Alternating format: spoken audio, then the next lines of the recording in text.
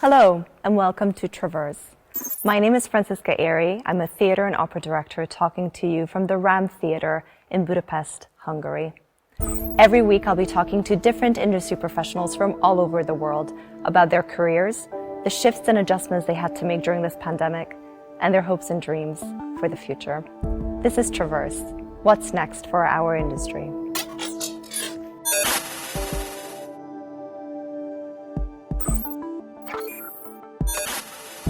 Today I'm joined by none other than the artistic director of Freelusion, Timea Papp. Timea is a dancer and choreographer and a founding member of Freelusion, which first received international acclaim in Britain's Got Talent in 2013. Timea graduated from the Rotterdam Dance Academy and the Hungarian Dance Academy, and have worked in TV, film, dance and theatre in many corners of the world.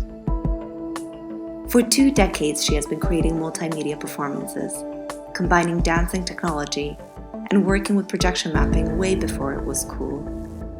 Currently, she's leading Freelusion at the RAM Theatre in Budapest, taking artistic control over the building for the next 10 years. Lovely to see you, Timi. I'm glad to be here with you.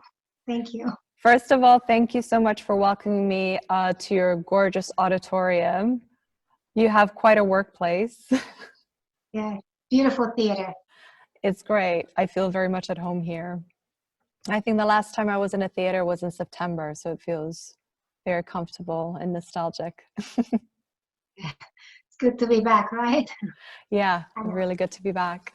So I thought maybe we could talk about this place, first of all, because you formed Freelusion with your brother as a dance collective in 2009.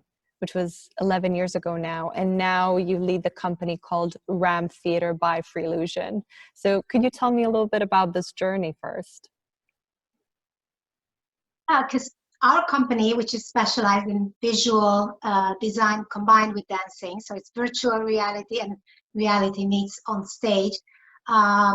We did it as a company out of a studio, and we were traveling and performing all over the world. I was based in LA, and the rest of the company is based in Budapest, Hungary. And from this year, from this summer, 2020, we got this home, this theater to run for 10 years from now on. And this is the first time we really have a home. We are not just a virtual dance company, but we finally have an amazing building where we can perform and we can create. And then shit hit the fan. Yes, yeah. And the coronavirus pandemic. So tell me about that. Where were you when things started shutting down? Were you here in the theater? I was in LA traveling to Guam. In Guam, there is this amazing theater, show theater, where we were starting up, working on a new show for them, for the local group. And we were creating visuals. We had our first, runs, choreography, ideas. So the first time we went to Guam, and then I traveled to Hungary for a rehearsal, only for a few weeks, creating Orient Express, Agatha Christie's piece on stage, very special piece of art on stage. And then after 2 weeks, I had to stuck in Budapest. I stuck in Budapest. I couldn't travel back home to LA. So ever since I'm in Budapest. Yeah, I'm traveling a little bit back and forth, taking care of things, but work-wise, it's just zero, literally. Even though in Hungary, like they're shooting movies and there are certain stuff that's going on, but live events are zero at the moment. It is quite difficult, I think, because, well, specifically for people like you and me who work internationally and we travel a lot for work and we are connected with other countries as well. It must have been such a shock to suddenly be not only in one place, but also have a building. Like, that's such a big change for you, isn't it? It is. And And it is like when you suddenly get your, I don't know, the playground where you can have all your dreams come true, all the ideas that I ever had. Because usually I'm working for people that are, requiring this or that and that, a choreographer, a visual designer, whatever they ask me for or my company for. But here we can design our own pieces, collaborating with the artists that we would like to collaborate with. So it's much more of freedom and much more of creativity is in our hands and in this beautiful building, and technically everything is given here. So it was like, hello, we're here, and then not. So that was shocking, and we still have hopes. Like this situation has to change, and then this will go away.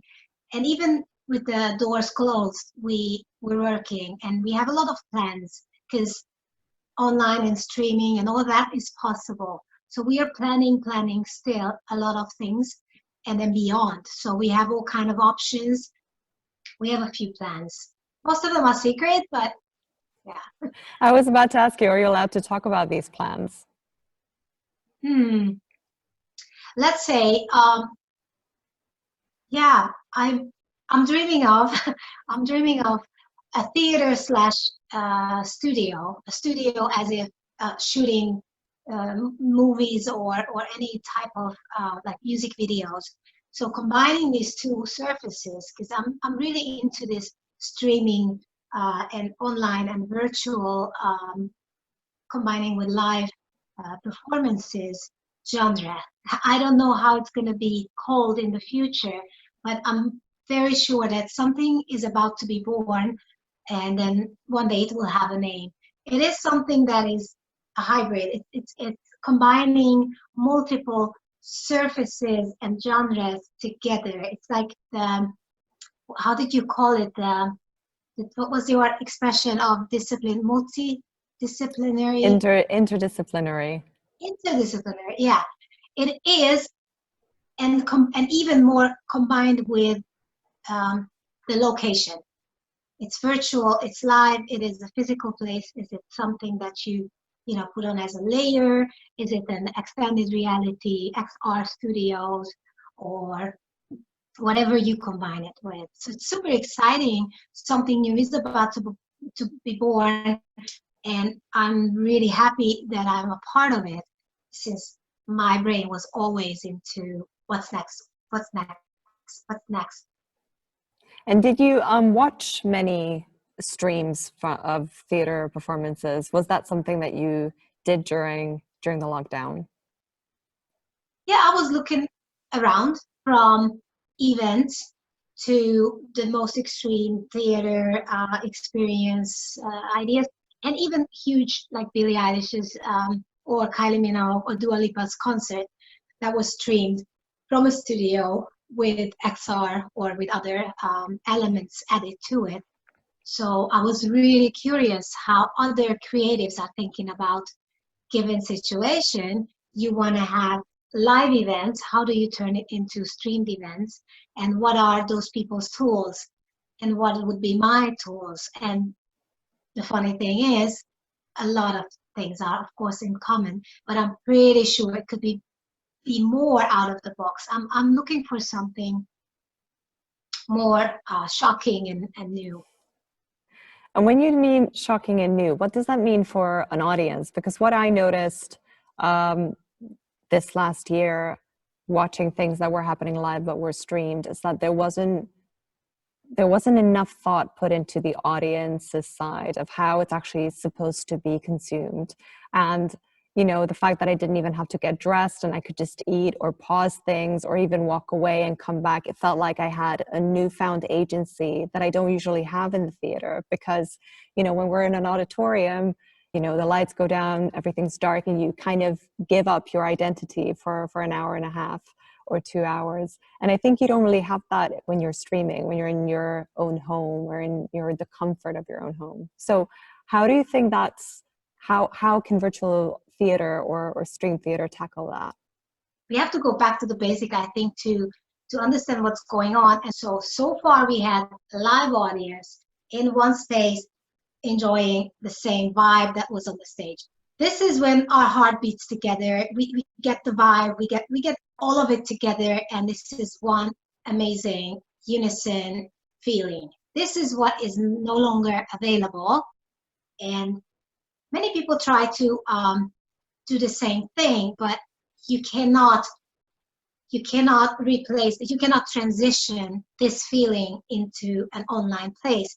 You can as well add something else that is given with streaming, and you cannot do live. So we are losing some kind of an experience, but we have to give some kind of other experience just as strong as the togetherness was.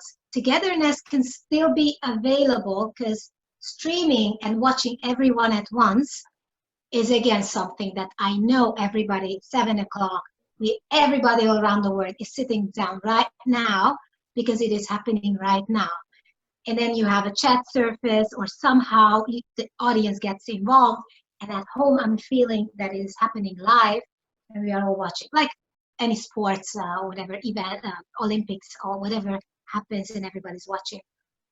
Or you watch something on demand and then you watch it on your PGs whenever you want, wherever you want. So it all has a different vibe as an audience. Being there, experiencing together but separate places, or I'm just watching it whenever I want it. It's a different vibe. That's for one, as a beginning situation.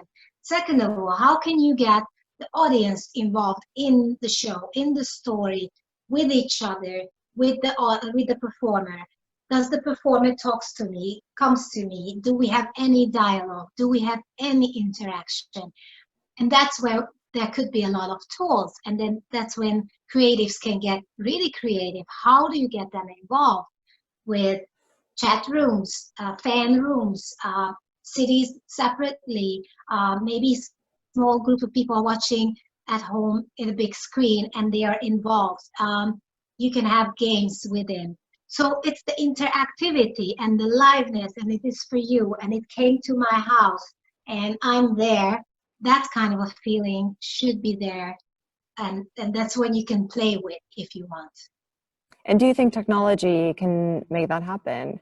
I've been looking into companies that are using VR headsets, you know, either placing their audience one at a time in a space, in a box, and putting the performance just in front of them, just there, just now. So that kind of adheres to the rules of social distancing and the coronavirus rules. Or would you be able to, I guess my question is, would you be able to bring the whole show together and just give it over to someone so they can experience it in their own homes? Is there a way to bring theater to people that isn't just streaming?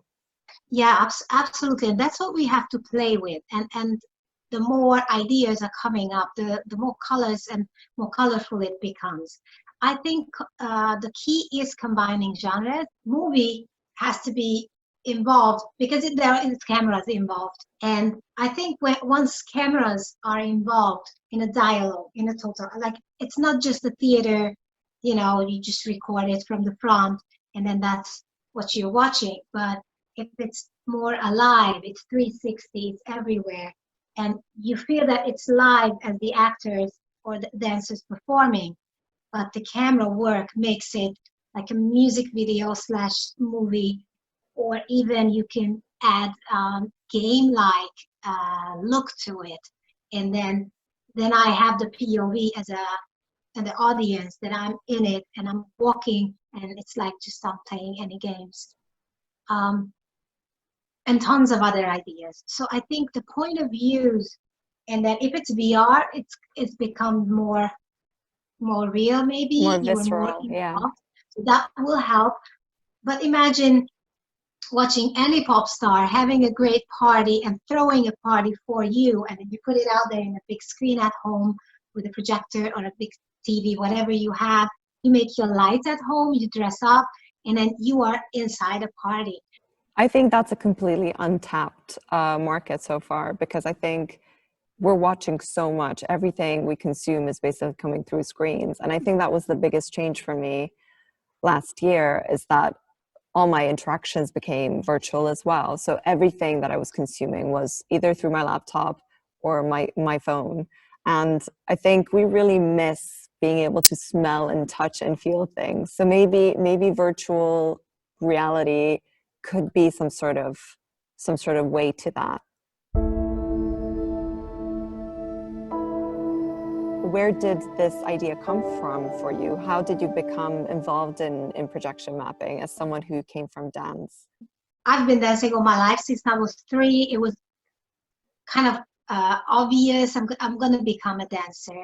But what is exciting about my life that I just found out later is the multidisciplinary, because I have been in a surrounding of artists, dancers, musicians, and fine arts faculty at my school, even high school, and then later on, all the time around me. So for me, it was not only dancing, it was always theater and visual arts and music. All of these things in my head, it just doesn't exist by itself. It's so one tool to express. That's how I live it, that's how I see it, I feel it. So, but of course, in the beginning of my life, because it's very technical that you have to learn dancing, ballet, modern, jazz, hip hop was my love most of the time.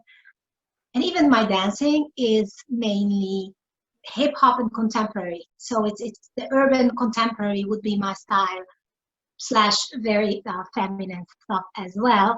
But it was never really a clean way for me. I need to do something more, or at least combine things to express myself.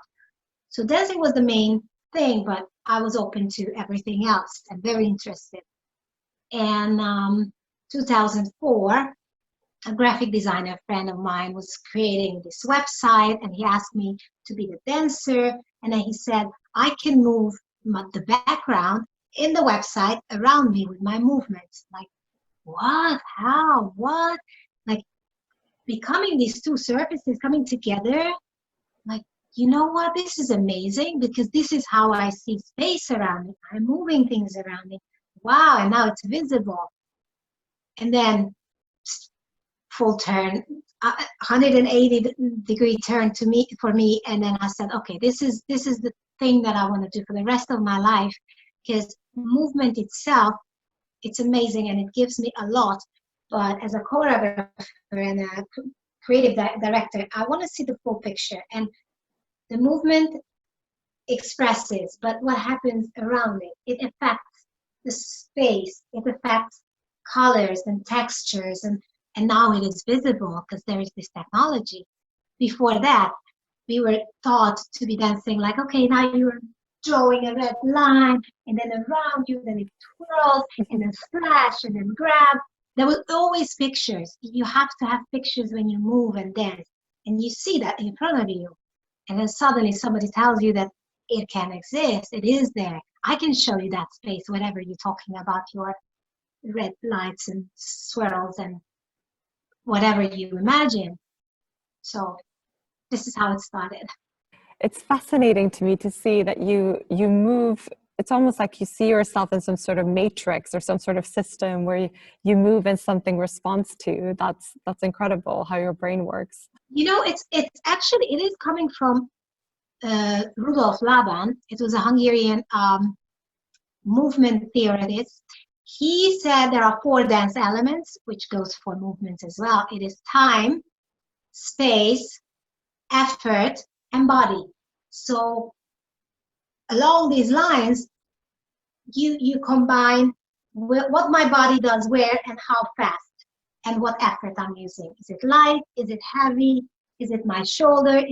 And this is a system. And from this point on, is it where in space? Up, down, all the coordinate, where, what, how fast, and what effort you're using to move. Then this is movement. And this movement is set in place, in space. It's over there. So you affect the space, and then sometimes space affects you, and then you interact with it.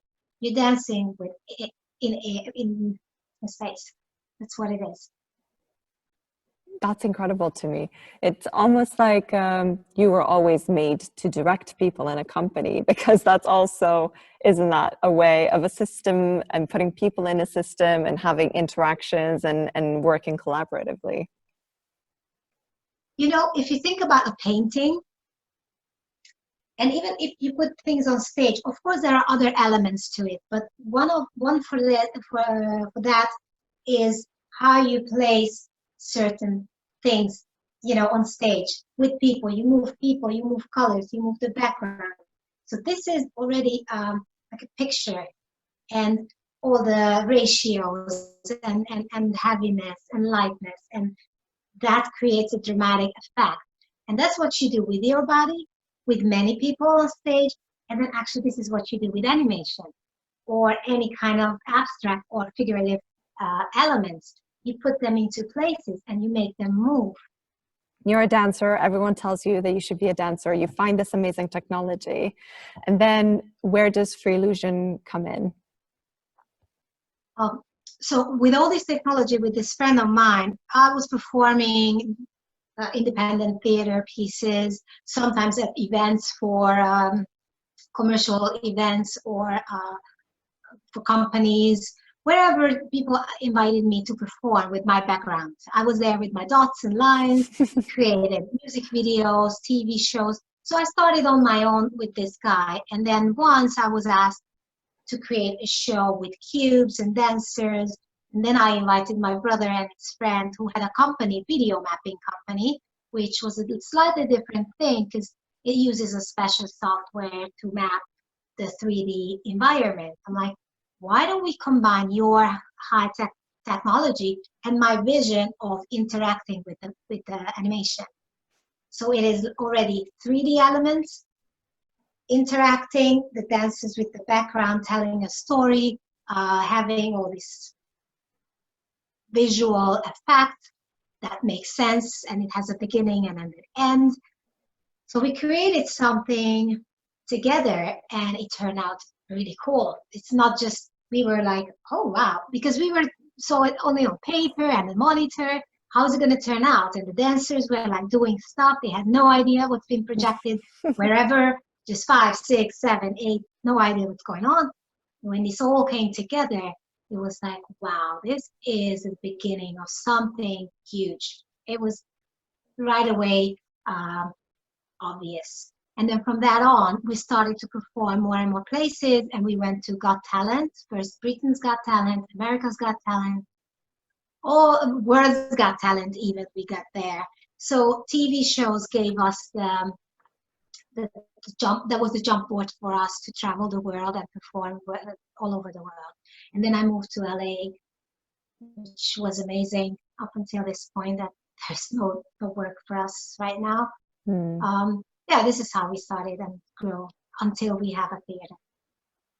So are you thinking of continuing this kind of work in this theater? Or are you thinking of branching out into other mediums as well? Absolutely, I'm always 2, 3, 5 steps ahead. So this is great. We can create whatever we did so far, and I am up to the next to VR. That's going to be my next platform for sure, because that's when real 3D exists. Because so far we had audience, and on stage we were projecting a virtual space with dancers and movement and reacting. Sometimes on TV we could add a layer, augmented reality. So then we had projected the dancers and a layer on top. Ooh, super exciting, it's 3. We were working 4 cameras, which is one of my biggest love, working 4 camera, because then you have the angle and it's no longer the point of view of the audience, but it's one. So that's another platform, another step for me. I want to get the audience, which is 1 person at a time, to be much more involved, and she can walk around the objects and be there and play with the story, play with the whatever effects we can give that person who's playing. And then again, we have the most amazing new technology that these individuals can meet in a virtual place. like in the games, that there are multiple players. That's when you just jumped into another dimension. There is endless possibilities what you can do with it. It could be educational, very artistic, could be emotionally, something else you can give back, that you were alone, and then no more, you're not alone anymore, and then you can interact with other players or other viewers, audience members. This one-to-one experience sounds almost a bit lonely or a bit isolated. I don't know, if I was invited into a VR reality where I'm the only audience member, I think I would feel a bit lonely. How can you create the same communal experience of being part of something together while only having one person? You know, the funny, no, it's not funny. I'm just laughing about it. The next generation who has this experience as normal, as monitors and VR glasses or whatever glasses, because then we will have augmented reality glasses that I'm, wherever I am, it just comes to me. Any animation can come to me just in my office. It doesn't have to be a whole new, environment. It can be just an extra layer. I'm not sure if they really want that, or I think it's going to be a big shift, because to us that is normal to be together, but now a generation is coming up without knowing how it is to be together and to watch a theater piece, and it's slow and it's together and there are sounds, and then people cough, and then phone goes on, or something goes wrong on the stage. I'm not sure they're gonna want to have that. We need to talk to like 10, 15 years old who were there, how much they like that versus being on the computer and watch that. I believe everybody should get everything and then decide and then feel whatever they feel best with. I think it's going to be side by side, both genres. Yeah, on the one hand, I agree with you, because I think in the last couple of years, I mean, even my generation is aware of this, that social media has really taught us to be very solipsistic. Everything is about us. So if I'm on Instagram, then I'm an influencer. If I'm on YouTube, then I'm a filmmaker. If I'm on Twitter, then I'm suddenly a politician and I have an opinion. And if I'm on Facebook, I write recipes professionally. Everything kind of feels like me. And all these outlets are there to help you form an identity online. And it really is, I think, solipsistic. But at the same time, I really like that saying that people say about this generation, that this is the generation that's never alone. Because yes, it is isolating, but at the same time, they're always interacting, they're always connected. There's this feeling that it doesn't matter which time zone or which country, you can connect to someone. So I wonder if the communal feeling hasn't disappeared, it just changed. It's going through a transformation. It is just a different way of connecting. Togetherness is, what the last togetherness is the virus, the situation. This is something that exists globally, or a meteor would shoot into the world, whatever, that's something that is affecting the whole world, that would bring people together. And you see how it did not really happen. I had really high hopes that people, just holding hands and then together we can do this. We're in this together. And it didn't really happen. It happened at certain places. It actually divided even more the world. Masks, no mask. A lot of people try to bring people together, but people just don't really want to be together most of the time. And we can fight against it, but somehow the world goes that way. And maybe when we reached, the worst point, then we all gonna be together and want to be together and want to be in the same room and just have fun. And hey, we share the same vibe in the room. Right now, with all this individualism, I don't like this concept. I like this you know, it's now everybody has this opinion. And before it was just jumping together and shouting, and no matter who you were, we were together as one, as audience. Now it's phone and you know, all that I have an opinion if I like it or not. So not sure this is the time for, only maybe we have to get to a worst point to cherish that being together has a very, very powerful effect.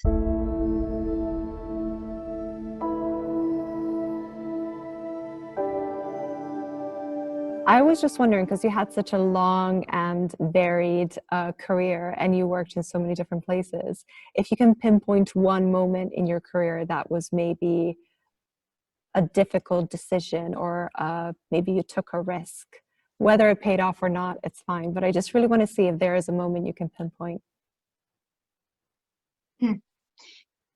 Huh. I had one.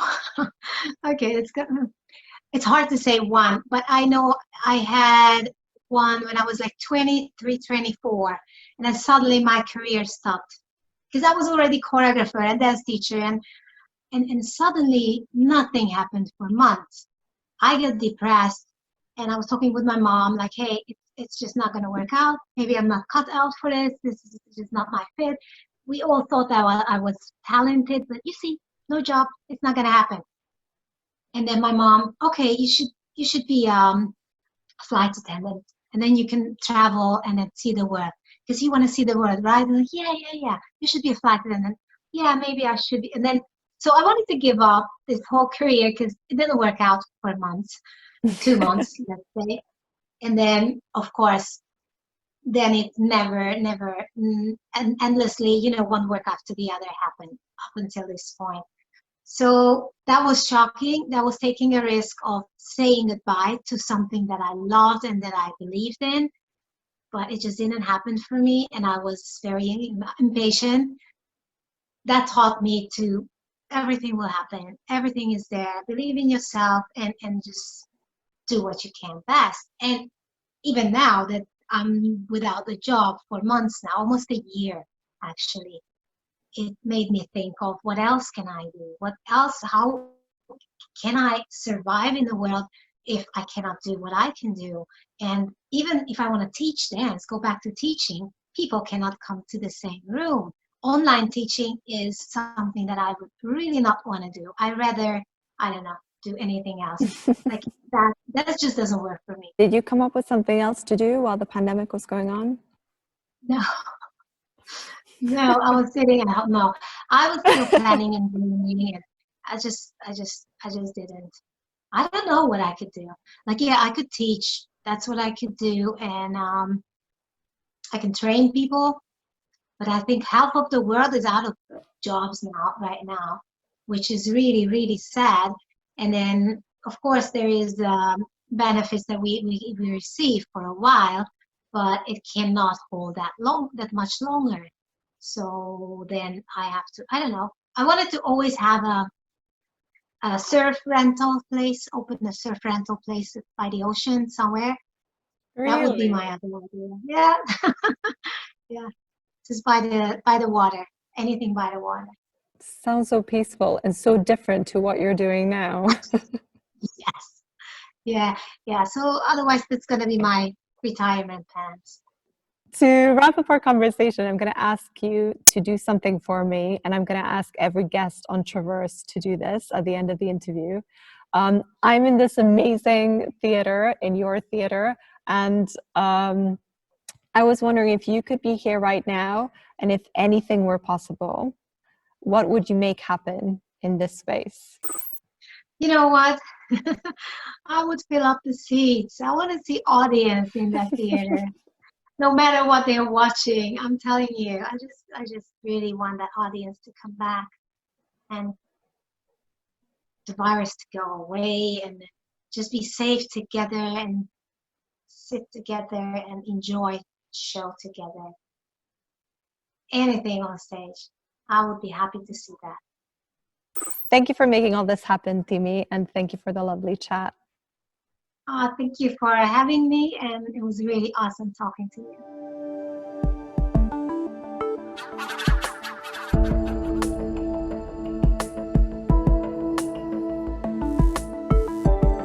Join us next time on Traverse, where we talk about what's next for our industry.